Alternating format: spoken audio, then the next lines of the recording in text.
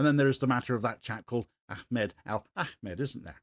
This is where the entire framing should have collapsed on contact with reality, because this bit also came out quite quickly, it has to be said. The most decisive act on the day, the moment where the trajectory of the violence was stopped, was interrupted. And it didn't come from policy, it didn't come from police doctrine, it didn't come from political messaging. It came from a Syrian Muslim man who saw what was happening, stepped in, and he acted immediately without a thought for himself, without ideology, and almost certainly prevented further deaths.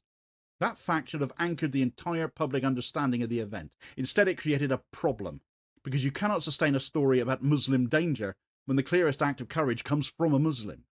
You cannot generalize suspicion when the person who disrupted the violence belongs to the very group being quietly problematized. And so his role was acknowledged briefly, praised from those on high even, and then gently moved out of the way as mainstream commentary returned to safer ground. This is how conditional belonging works.